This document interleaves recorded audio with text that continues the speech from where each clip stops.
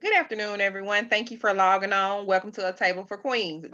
This month, we are speaking about Miss Mary Monroe's book, One House Over. This book takes place in a small southern town. It speaks about a lot of gossip.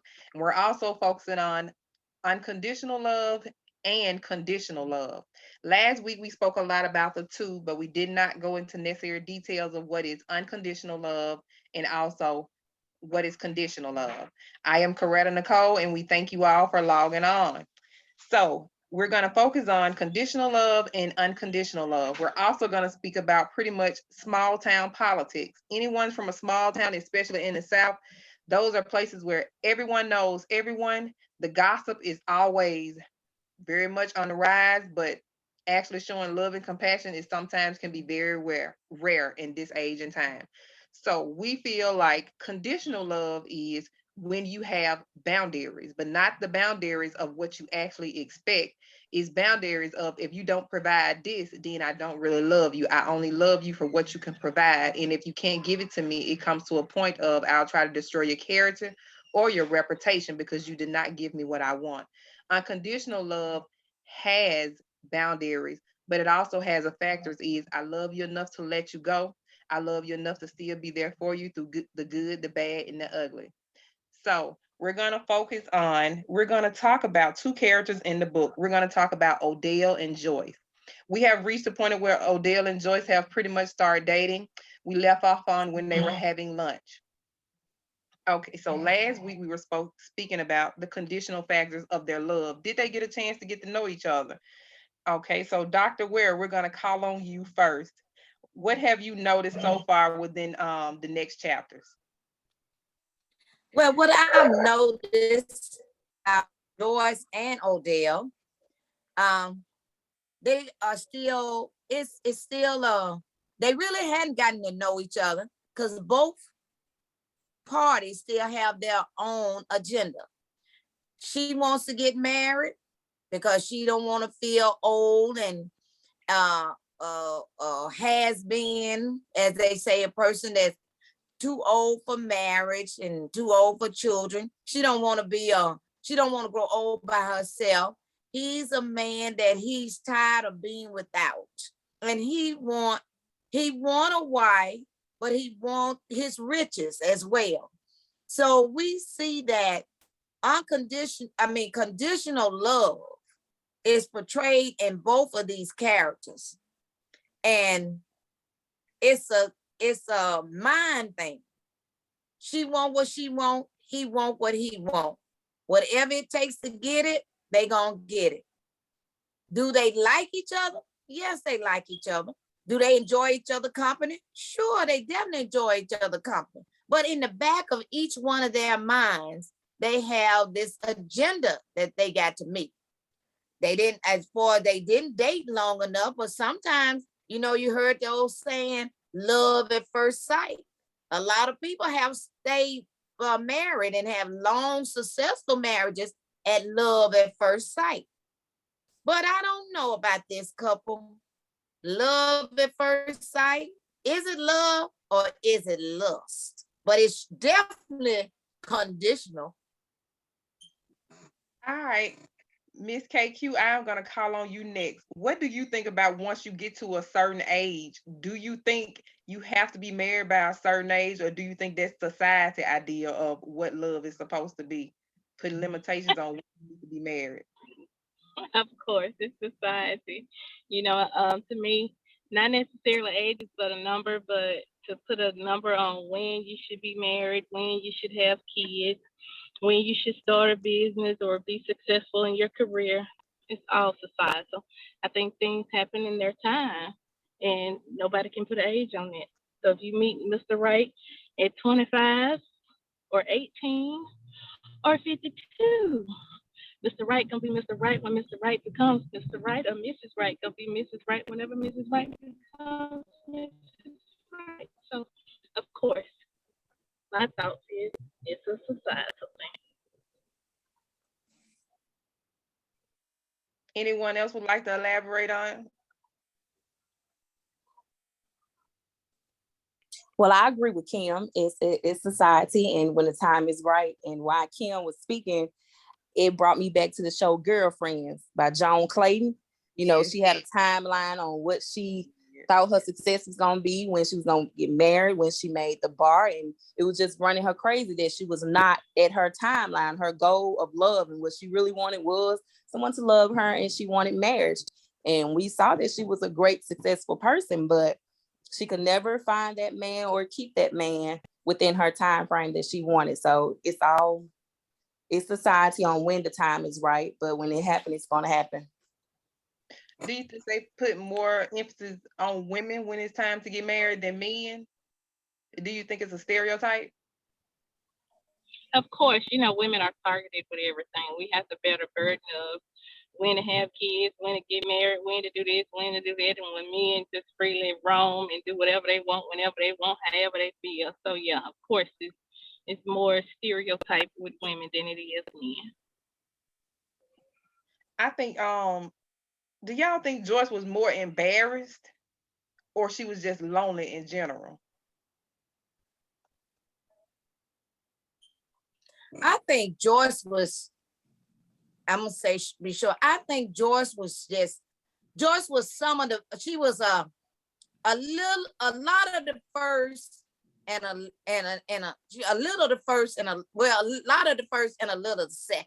Yes, she was very embarrassed. Oh, so embarrassed because she wanted to please her parents and she wanted to stop all the gossip. Everywhere she'd go, it was just gossip, gossip, gossip. And she wanted to stop the gossip. She wanted to stop the embarrassment. She wanted to stop the comparison of her and others, her other family members, younger family members that have achieved, you know, that have children, have had children and married. So she wanted to stop a lot of the gossip. Yes, she was embarrassed. She was more embarrassed than anything.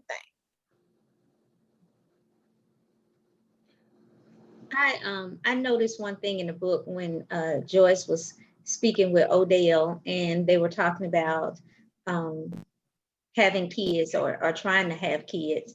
And so she was saying how her mom had her at 48 and that she didn't want to be as old as her mom when she had a child or started to bear children. So I wonder, like, having parents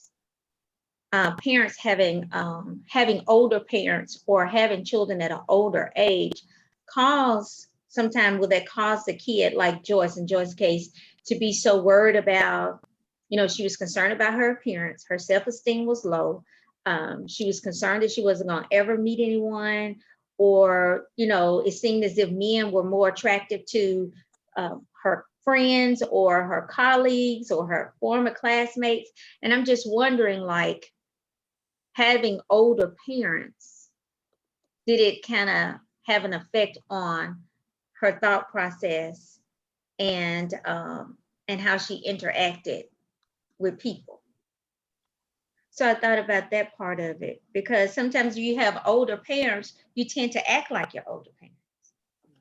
You tend to talk like them, dress like them. So I just wondered if that played a role in how she responded or how she looked at men or how she even looked at herself.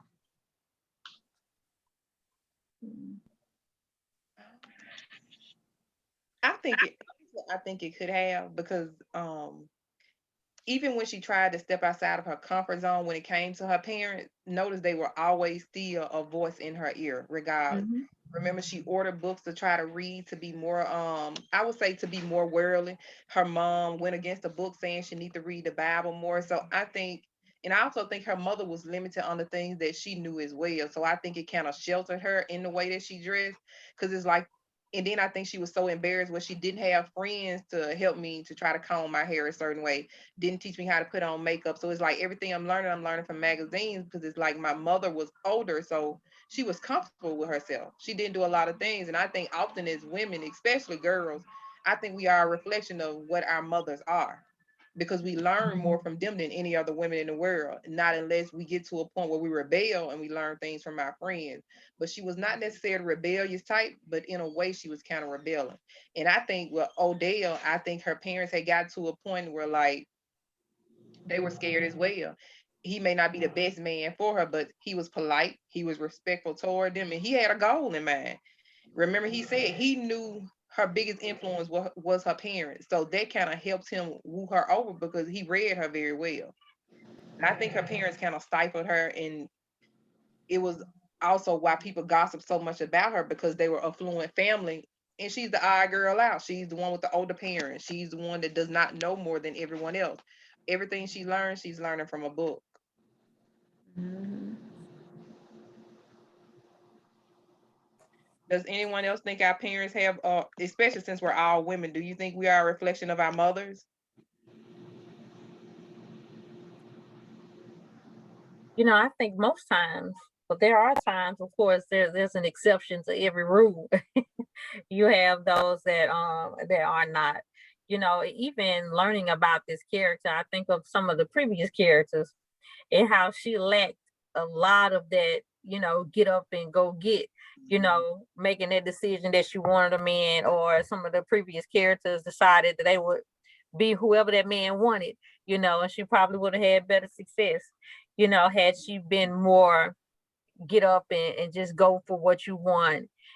But we talked last week about you have what you have and you know what you know, and what you don't know you just don't know. But she could have been a little bit more aggressive, going to get what she wanted, but she was very limited and she felt limited, so she was willing to settle. But now when you speak the word, she need to be more aggressive. She's been aggressive ever since she was 14. And parents, they just finally, she let them know that, oh, I've been experiencing ever since I was 14. So she been doing she been experiencing some things she want to experience. But like I said, you think you know a person, but you there's always something that you don't know. Always something new to be discovered. And they discovered something new. She went on and told them about herself at 14. So she wasn't that sheltered. And she knew what she wants. She still, I don't care how you are taught, how you are raised, you still have a mind of your own. But was it that she knew what she wanted, or it was also the same thing? Then she just settled because he was the only person that was necessary or willing. It's like, did she want to explore because all the other girls was exploring, or did she feel like this was her only opportunity to explore? Then they in a very small town. Yeah, and that's what I meant, kind of, we had this character who decided she was going to be whatever age he wanted her to be, and she was going to do whatever it was, once she picked out, okay, he has money, he has this, he meets the criteria that I want. So I'm going to aggressively pursue, but so. I mean, she had to get what she thought was available. I mean, he was really the only man that was showing her the attention that she wanted. So she was just gonna, go after him and make him hers because she didn't know if that opportunity would come available again. So she was just happy that someone was looking at her, and if she could have, guided me into to convince him to marry her, she was gonna try as hard as she could to do that. Because who knows who would have come along? How soon would another man come along that even gave her the time of day? But the thing she didn't know was he was just as desperate as she was. She knew that. I believe she did. I believe in the back of her mind she knew that. But then if she knew that, she wouldn't have to try so hard. She wouldn't been thinking that this the last man, this is my last chance. Because if she just maybe paid attention, she would have realized she had him all the time. And he had her all the time. Because both of them actually were thinking the same thing. They were feeding off. He had something she could use. She had something he could use. All they had to do was pay attention and stop pretending, because they were pretending up front, just like any new relationship. We pretend, we lie, because we don't, I don't say we just straight out lie, a natural thing, and we just don't tell the whole truth. We tell part of the truth. We tell what we think that man want in a woman, or what we think he may want in a woman, and he say what we think we looking for in a man. And that's that. I mean, that's now. We all do that. We don't come out there and we don't come out in a relationship and just tell a man, well, now I will curse you out if you say this. Or now if you put your hand on me one time or something, I will cut you. We don't come out with the truth. You know, everybody got their fake, what I call your false or your fake attitude with you. The nice attitude. He gonna open the door for you because he know that's what women like, a gentleman. He gonna be a gentleman until the marriage or whatever, and you open your own door. If you gonna go, you open your door, you stand out there. You know, so everybody do some pretending. I believe that she interacted the way that she did with Odell because of her past experiences with the few guys that paid her interest. I mean, she talked about she met a young man at 14, and then she also mentioned she went out to dinner with a young man, and I think she ended up having to pay half for her meal. And then also someone wanted to borrow a quarter or 50 cents, and they took it and ran, and she never heard from them again. So she was just basing her approach to Odell and what she wanted out of Odell based on, I believe, her past experiences. For me, I think her approach toward him was like, it was like out of fear. I think she knew what he wanted from her, but I think she wanted to make sure he was a little bit different from the other guys, because she had already said when they first went out on that date, she had already assessed like, okay, if he's going out with me, he know my parents got this, that, and the third. But I think she wanted to make sure of like, okay, if I do marry him, I don't want him to embarrass me. In time he married me, he tried to run off with the money or whatever. And I think his thing was, I need her to trust me enough where she won't think this is all I want. Because see, both of them went in there with conditions.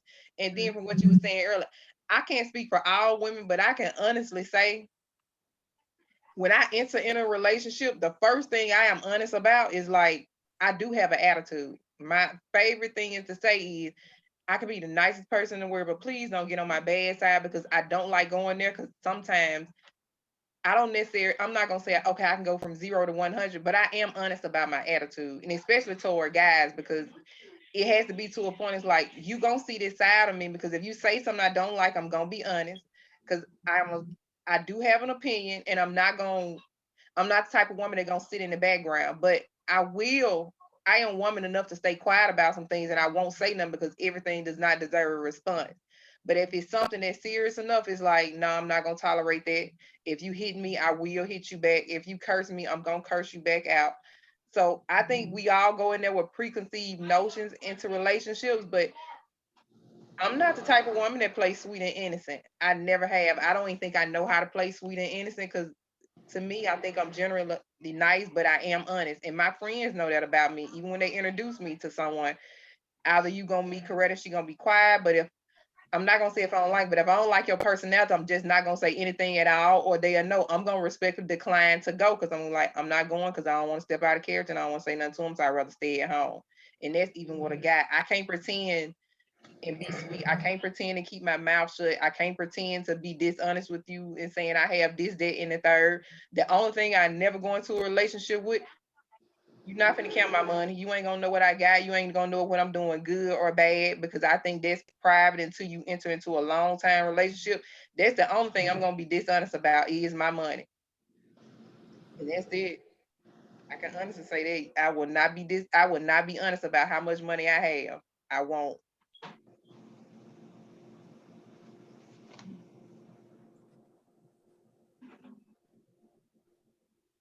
And I want to piggyback off of that too. Yeah, I pretty much go in transparent too. I mean, and not just in a relationship with a guy, just relationships, period. What ain't your business ain't your business, and you ain't gonna know it. And what I feel you need to know, I'm gonna tell you. That's it. I mean, I'm not finna play nice. I'm not finna sugarcoat. I'm gonna give you me, and either you gonna like it or you ain't. Point blank, period to the end. So yeah, ain't no faking and shaking over here. And Miss Doris, I understand what you're saying. You know, you try to be on your best behavior and this, that, and the other. And of course, you're gonna be casual. You're gonna be cordial. But as far as lying or pretending or making me be something that I'm not or acting as if not, because one thing about me too, I'm not good at pretending. You're gonna get it however I give it, and that's it. That's all I got for you. You know, faking and shaking takes a lot of energy. And unfortunately, I don't have a lot of energy for a lot of things. I just don't. Belinda, Yes. how do you enter into relationships? The same. Basically everything you were saying. Of course, we're not going to discuss income or anything like that because that's nobody business starting off. But basically what you said, everything you said, I agree with. I got that. Miss Donna, I enter relationships with a lot of caution. I'm the type that I like to observe and I like to do a lot of listening.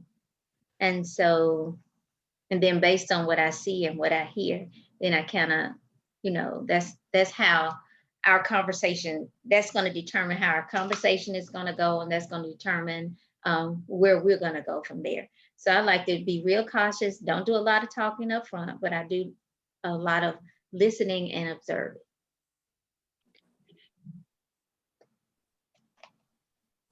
and that's probably confused that now. I am quiet in the beginning. I ask questions, but I do listen. So that's but later on in the relationship, you will hear more of my feedback. Cause now I will try to observe, but you will hear more of my feedback after a minute. Now I will go in kind of quiet because that's I feel like I have to get to know you. And if I speak too much, then I won't know you because then you feeling me out. And I think O'Neal and Joyce did a lot of that. Both of them were very talkative in the beginning, trying to get to know each other, and they was trying to feel each other out. But both of them was desperate into a situation, and they had those conditions. I think in relationships today, we do miss a lot of things because I think, and that's why I'm not transparent about money in relationships toward the beginning because it's like I'm not gonna say you have to know where a person's at because that's I don't discuss either. I don't need to know how much you make. I don't ask you your income. I just want the only thing different with me is I just like to know how a man values his income. Cause I don't splurge a lot on different things. Now I will buy in excess if it's cheap, but I also like to save some for a later date. Now that'd be my biggest concern. Are you putting something to the side to save? Or if you have kids, are you tucking something away for your kids? I'm transparent about that because I need to see if you value money or do you value what you have for a longer term. And I think Odell, I'm gonna say him and Joyce was unequally yoked. Their values were different. They came from different backgrounds, and I think they were trying to feel each other out because I think she entered with caution. I think he entered with caution. And what I did like about him, he already knew what the town said about him. He knew more about her than she knew about him from just working at the store in general. But her biggest thing is she had no leeway into him like he had into her. And I think often in relationships, it's so much gossip, especially y'all know we from these small towns. Anybody you date, you can ask somebody over in the next town or something like that, and you'll have more feedback and intuition into a person. And I think that's hindered relationships as well because you know so much about their background already. So sometimes you do go in with judgment and sometimes you don't. Shell, what's for you when you enter a relationship? Well, I think it's probably about the same, whether it's a friendship or, a relationship with a man in the very beginning, you're cautious.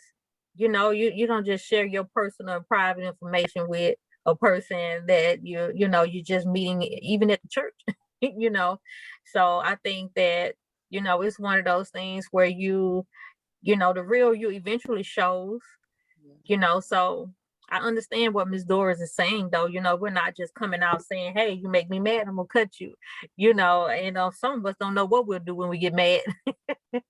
You know, I definitely, you know, understand what she's saying, though. And in that instance, like Miss Donna said, you know, we are cautious, especially if you want this relationship this time, you want it to work, you know, and we're cautious because we don't want to get hurt. You know, there's a laundry list of reasons, you know, why we're cautious. And you know, Kim sent me a video where she posted on Facebook where this little boy was, you know, it was like, I'm going into my next relationship like this, and the foot was trembling. You know, it was hilarious, you know, you guys, I'm telling you, because they were terrified. And by the time the child got in the water, the whole body was trembling. They were terrified, and they were talking about the next relationship. So it is definitely a real issue, and it's definitely worth talking about. So do you guys think you should enter in a relationship cautious from your last relationship? I think you should enter into a relationship cautious, period. Not necessarily anything dealing with your last relationship, but cautious, because you don't know what anybody's motives is when you meet them anyway. And again, they go with any relationship with anybody. So of course, enter with caution.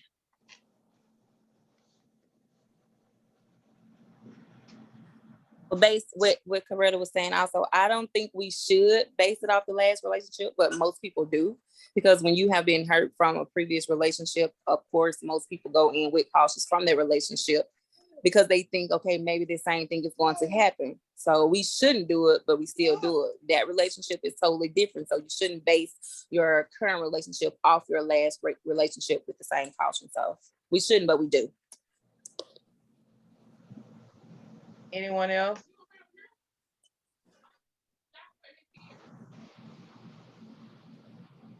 You know, I think it goes back to, you know, you can't help what you know. You know, and when you're enlightened to something, you walk in that light. And of course, you know, an ounce of prevention is worth a pound of cure. You know, you get deep off in this thing and you find yourself in a terrible place. So, you know, it's one of those things where it's nearly impossible, you know, to go in there to start anything. You know, even if it's a grocery store, you know, even if you've been in a car accident, like I was in a car accident once, and it took all the courage I had to drive again, you know. So it's the same instance. I don't know that it's possible to go into a new relationship and not have something, because you learned something from their previous relationship. So I don't think it's necessarily a very bad thing. You know, of course, you know, too much of anything and not enough is just as dangerous as too much.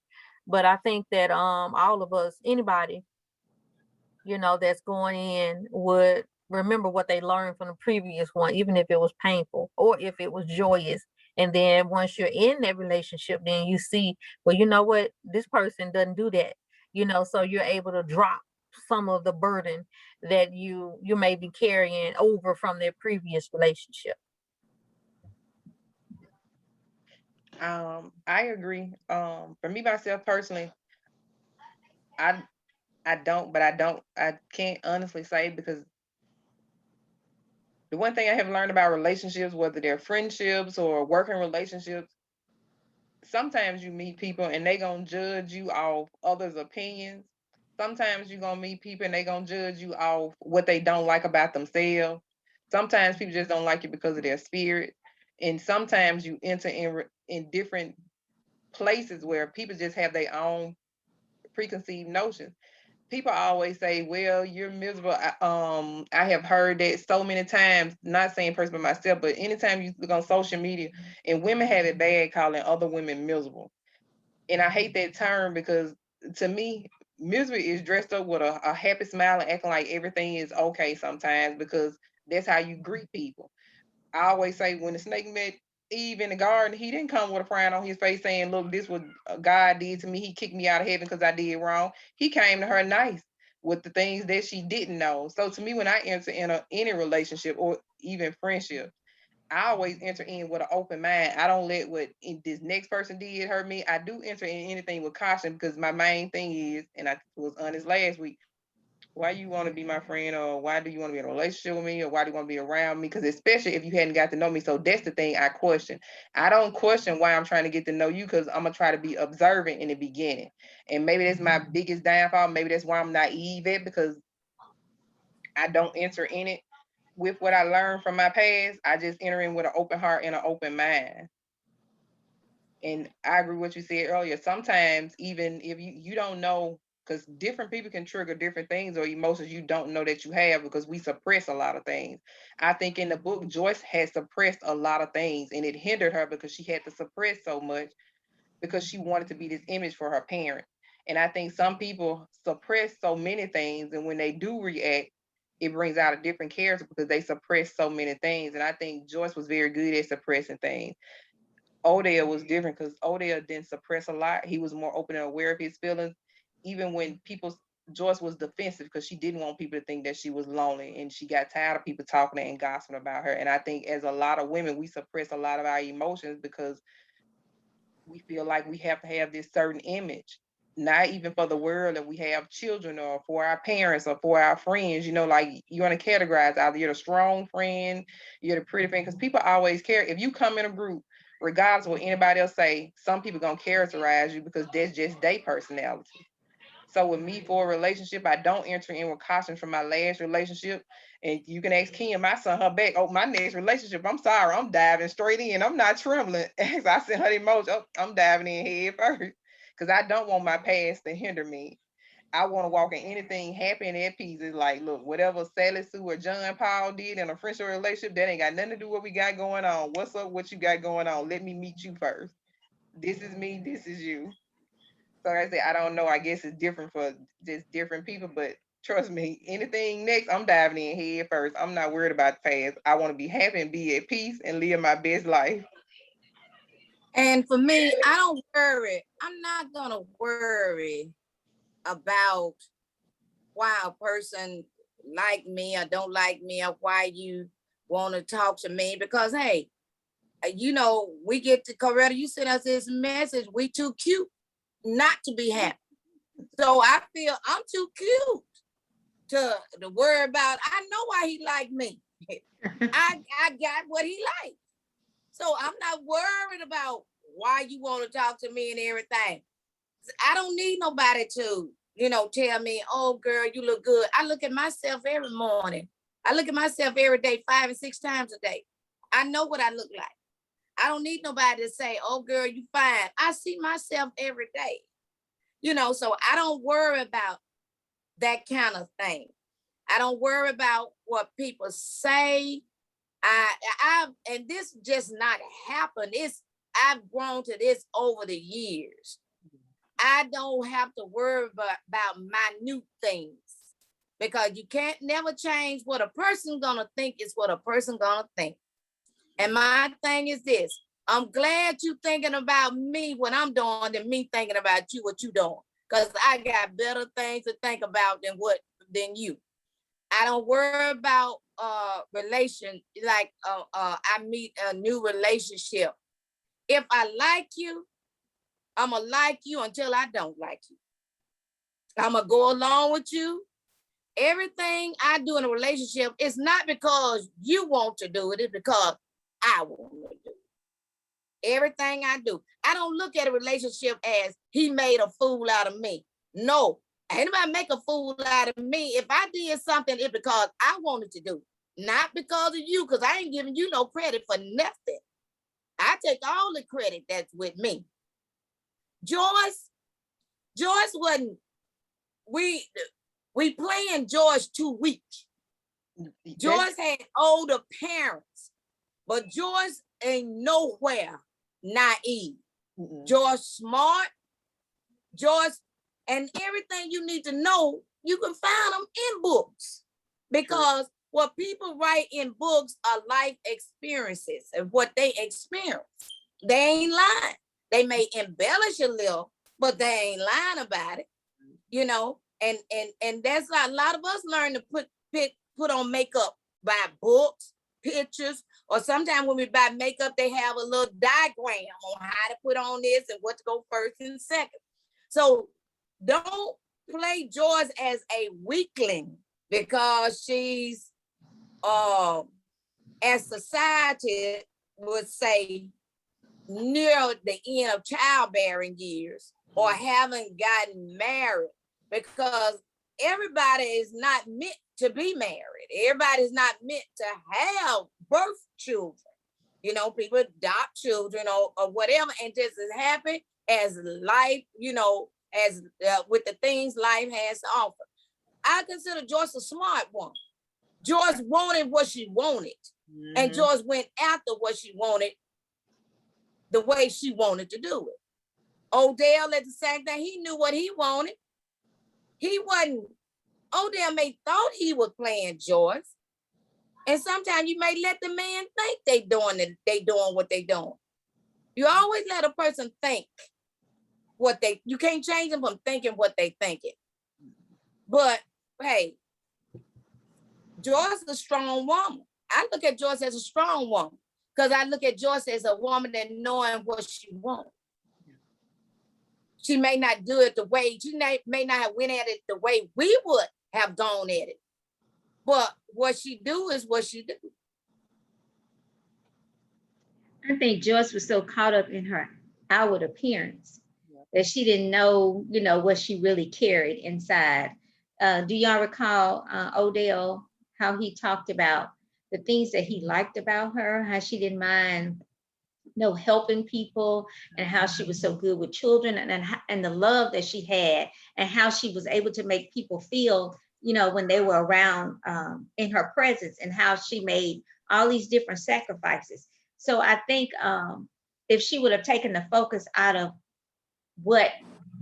how she looked and comparing herself to how the other ladies looked and what she wanted to look like and look within, I think that was her main issue. She didn't see all the goodness that was within her. And I think that's one of the reasons that kept Odell with her, probably drew him to her and then kept him there, because there were so many things that she taught him and enlightened him on. So I just think that she just didn't know all the goodness that she had within.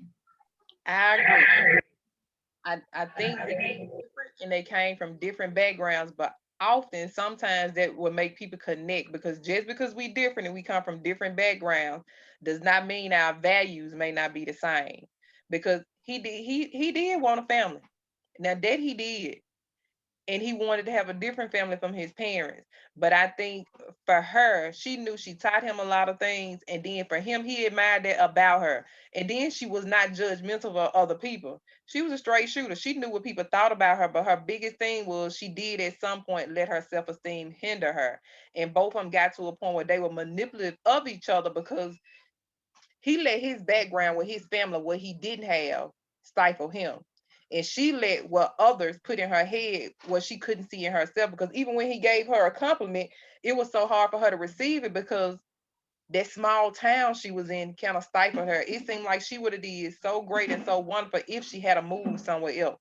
And I think sometimes God be trying to show us signs like we cannot always stay in the same place. Sometimes you have to leave it. And sometimes people do great when they move to a different state, because you're around different people and you realize y'all may be different, but some of y'all values may be the same. And I think that's a relationship.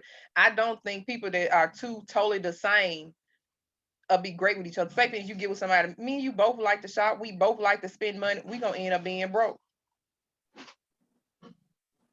It's like if you have someone and you have so much of the same things, it could be a hindrance. But if you got somebody that like to save and somebody that like to spend, we'll balance each other out, because now we know how to help each other. But if we both self-destructive, or if we both got bad attitude, that probably won't work either, because we need somebody that's got a calm spirit, and then someone that is. So someone to speak up when it's time to be spoken, and then someone know how to calm the other person down. Do you guys think that you should be with a person that you are just alike, or you similar enough to complement each other with your differences? I think if you want somebody or love somebody enough, in spite of what all the same or not, you're willing to compromise, and it goes back to that conditional or unconditional love. So I can't waver on one more than the other. It's just when two people get together, even if y'all are like, somebody would be willing to compromise, if you love or care about that person.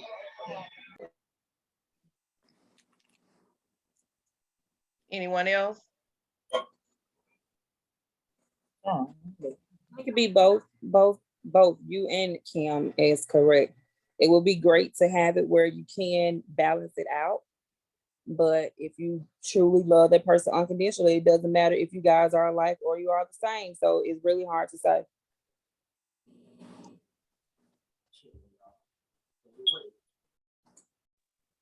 I agree. That's like I said, that's that conditional and that unconditional love. And I think as a society, if we stop putting conditions on everything, we'll be better as a whole. I think as a society, because it's like, and I know we got our own morals and values and we expect certain things, but that's with friendships, relationships, conditions limit a lot of things. And it's like if we had an unconditional love, a peace for each other, it'd be a lot better. Because like now they say this time's like, how does the saying go? They be sitting around, we done forgot about morals and values and we focus more on different things. But I think if we take the limits off and we see people as a whole, we love them unconditionally, we have better relationships, better friendships. We'll be better in a church community. We'll be better with a lot of things if we take the limitations off.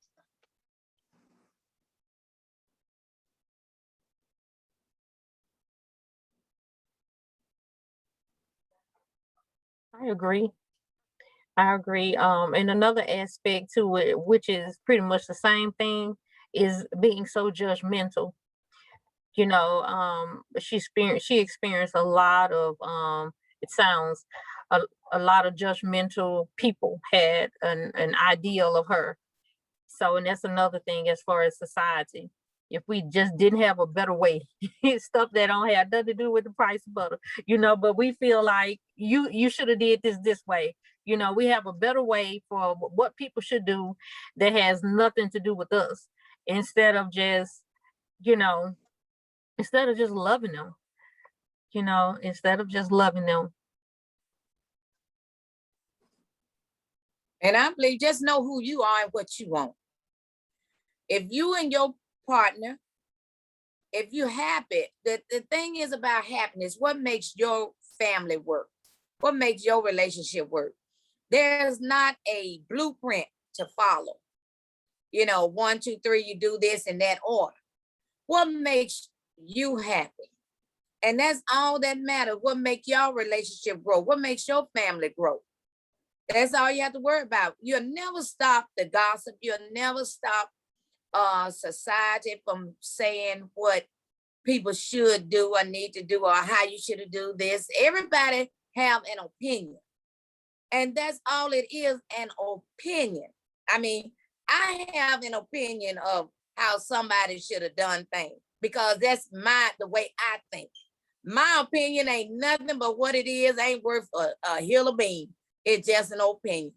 But then some people, you can't give them your opinion because they take your opinion as facts. They take your opinion as truth and they'll follow your opinion. So whatever rocks your boat, then I say sail on.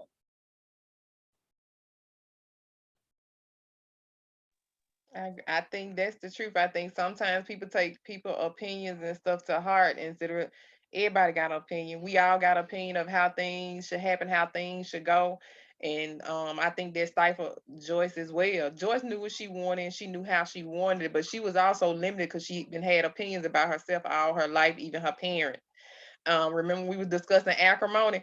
Everybody had an opinion of how she should have did, how she should have played it out. But it's like when you hurt and when you going through, you got to let the people go through because every time you limit them and try to stifle them, it hurts them worse. We don't feel they hurt and we don't understand they hurt because we were not right there in the midst of the relationship. And sometimes you just have to be a friend and be there for them. And the only thing you need to do, sometimes you can try to, if you get to a point where they finna hurt somebody, be destructive, then you have to step in. Or like Kim said once before, everybody is not our assignment. it's okay to have an opinion, but it gets to a point you have to know you can't give everybody your opinion because it's gonna hurt them. And sometimes you do have to be cautious of what you say because everybody is not strong enough. Is the next person is not. Yes, and sometimes it, even when it comes down to strength, and cause immediately I thought about her mom. I thought about her mother, and if you're raised in that type of a setting, what more can you expect when you're raised in that setting? But so if she could pick it up in books, as far as learning to love yourself and learning to not worry about what other in that process, she can unlearn some of the things, that she has been taught, from a childhood by her mom or other family members that we value that has poured that type of toxicity in our lives without even realizing that they were doing it. Unfortunately, it's true for a lot of people.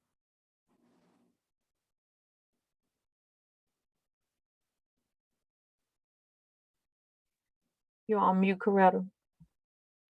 Do you think her self-esteem is kind of like what's hindering a relationship? Because remember, Odell had high self-esteem by himself because he knew he was a nice looking guy. Do you think that was her ultimate say all or be all because of her self-esteem? Do you think that was limiting their relationship?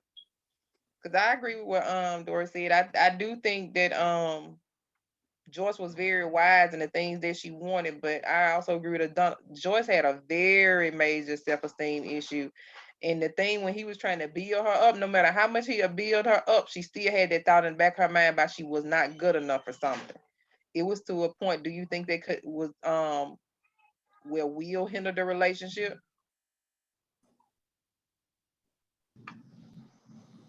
I think in the case of Joyce and how she felt about herself, that that just changed her mindset. That constantly was on her mind. And that constantly bothered her that she didn't think that she was pretty enough. She didn't think that she was good enough until he had to just tell her, he had to just raise his voice at her and say, stop speaking this negativity over yourself. Stop. I've told you many times that you're good looking in my eyesight. I love everything about you, but that just wasn't enough for Joyce, and we can encourage people and say, you're doing well, you look good, you're very intelligent, you speak well. But if a person don't think of themselves in that way, it doesn't matter how or what somebody else is say. So you have to get to that point. So she had to get to a level of maturity or change her mindset about herself, because it did hinder them. It did hinder their relationship.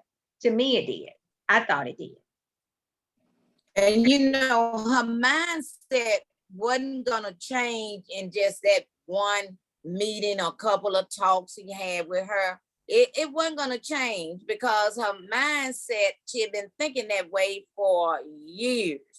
So she had to be deprogrammed, and the only way you can be deprogrammed is you got to, like I said, you got to change your mindset. You got to look at yourself, look within yourself. See, that song, they said, beauty is only skin deep. And, society has a blueprint about beauty. What makes you pretty and all of that.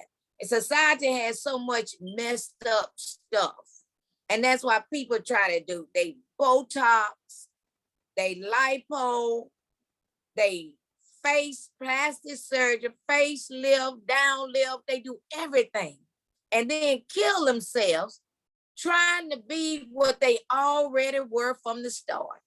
You got to look at beauty comes within. That's why I said God looks at the heart, the inside. He works on the inside out. We're a society that works from the outside in, and we miss a lot of things.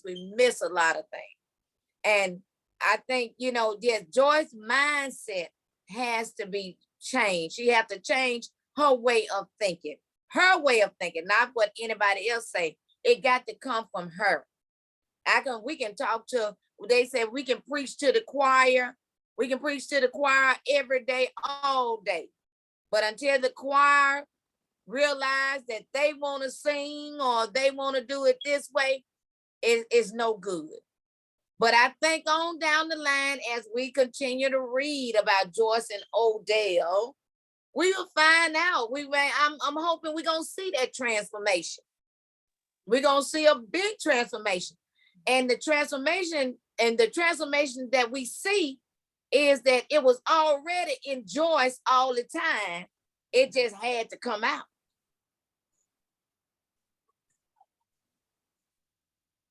You know what they say, man may devise a plan, but God will order your steps. And I think regardless of whatever plan Odell devises, we gonna see what's gonna prevail in the end. We shall see what's gonna prevail. I think a lot in our lives we always see, and y'all even know as women, we know different from Joyce. We have things in our hearts and our minds. We want what we want, but y'all know in certain areas, we know where we weak at, and it's a process. We have to unlearn a lot of behaviors. Joyce had to unlearn a lot of things because just because her community, her friends felt one way, and then a lot of it, even with Joyce, a lot of them kept talking. Because remember, Odell even asked her when she was talking about the lady that she worked with, why didn't you stand up for yourself?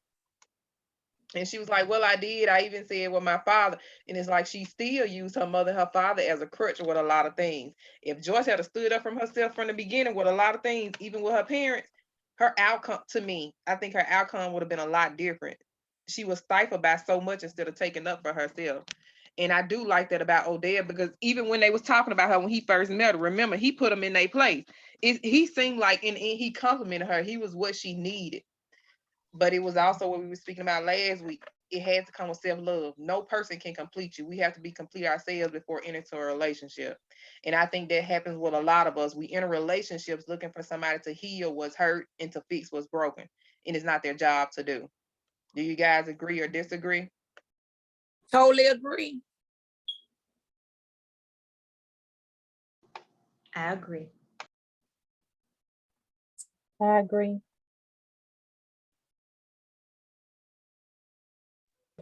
You know, All I'm sorry.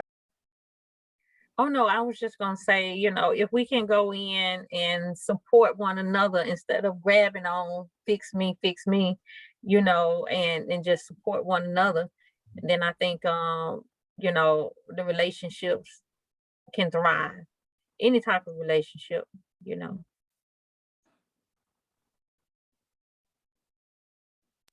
All right, you guys. Well, we're going to go ahead and end soon. We discussed chapters 7 through 17. Thank you guys for logging on. Would anyone like any closing off messages that you would like to tell to our audience? Well, we encourage our audience to get the book, Mary Monroe, One House Over, so you can contribute in the comment section what your feelings about this book and your feelings about Joyce and Odell and their relationship, and share with us, so we can feed off you just like we hoping you feed off us. And it is my opinion only, so it's not concrete, it's not 100%. I'm just stating my opinion, so don't take what I say and run with it as gossip, okay? I wholeheartedly agree. Please like, comment, subscribe. Please get the book, Mary Monroe, One House Over. I promise you it will open you up to a lot of different things and also teach you about self-love and what is conditional and unconditional love. Thank you guys for logging on.